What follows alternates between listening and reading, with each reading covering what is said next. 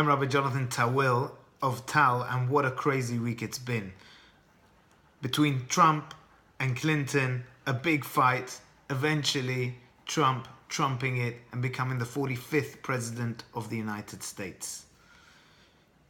Well, what can we say? Who would have predicted something like this? We saw that a person in the newspapers was the guy that predicted Brexit and that Trump would win, and he put down a simple bet and he's made millions. But there are two different ways I want to share with you of predicting what's going to happen. You see, the first way is you open a newspaper, you see the news. At the back of the newspaper, you've got the horoscopes. You open the horoscopes and you can tell what kind of a week you're going to have, what kind of a day you're going to have. The horoscopes work. They look at the stars in certain constellations, certain effects on people that are born in certain times of the year. And you can see, so perhaps when Clinton and Trump looked at their horoscopes, maybe they could determine what was going to happen. When I heard that Trump and Clinton were going for the 45th presidency of the United States, I determined it in a different way. You see, I said it's going to be Trump. Why is it going to be Trump? You see, 45 in Hebrew, 40 is represented by the letter Mem. 5 is represented by the letter Hey. Together it spells Ma. What? Ma in Hebrew means what?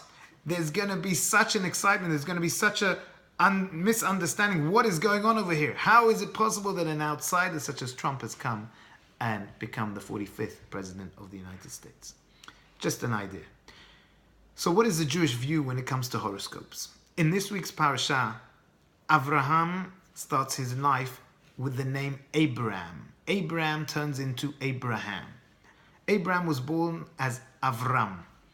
He was born Syria, Turkey, in Ur Kasdim, and he built up his life. He got to know God Almighty, and he went through many trials and tribulations. We learn in Pirkei Avot, Avraham went through 10 different massive trials in his life to test him, to see whether he was devoted to God Almighty. He was thrown into a fire by Nimrod.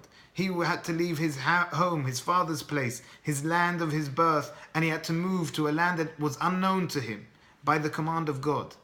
As soon as he comes to that land, the land of Israel, there's a famine. He's tested yet again. He has to go down to Egypt, and he has to hide his wife because he's worried that the Egyptians will take test after test after test. And eventually God Almighty says, Abraham, you're going to have a son and you're going to inherit the land of Israel. And Abraham says to God, but I can see in the constellations, I look up into the sky, and there is no son determined for me. It's not going to happen. The Mazal doesn't say it's possible. So Abraham Avinu looks to Hashem and says it's impossible. HaKadosh Baruch Hu, God Almighty, looks down to him and he says, say, go out. Go out of your comfort zone. Go out of these mazalot. You are above the mazal. There is the mazal that is for the whole world, and then you are going to be above the mazal. You are going to be above the constellations. You're going to have the ability to determine the constellations. Avram isn't going to have a son, but I'm going to change your name to Avraham. I'm going to add a hey. And with the extra hey, you are going to have a son. Sarai, your wife's name at the moment, I'm going to change her to Sarah. She's going to change her name and she will have a son. Avram and Sarai changed to Avraham and Sarah, and they have a son called Yitzchak, and the rest is history. So how does it work? At every engagement, and at every wedding, and at every good time in our life, we say Mazal Tov. We say congratulations. It seems to be that this is the meaning of Mazal Tov.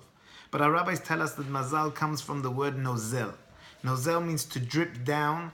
It's part of God's blessing that is dripping down into the world. God Almighty set out the constellations, He set out the stars to destine our lives. It's not that they're destining our lives, it's that everybody has got a certain time of year that they're born and a certain thing that they're born with. They're born with certain characteristics, whether they're going to be rich or poor, tough life, difficult life, but everybody has their own pekerach, as they call it, their own sack with which to go through life. And we go through life, and then there are times when we get tested. If we pass those tests, then we're able to change our mazal. We're able to go on top of the mazal. When we have good occasions, when we have big times in our lives, like a wedding, we say Mazal Tov because we're telling the person, now is the time that you are above the mazal. You are taking upon yourself a new trial, a new tribulation. You used to be one person, now you're going to be two people. It's a big time in your life. Take it upon yourself, internalize it, and conquer the Mazal. And therefore it will only be a Mazal Tov. It will only represent good for you. I'm Rabbi Jonathan Tawil, wishing you a Shabbat Shalom.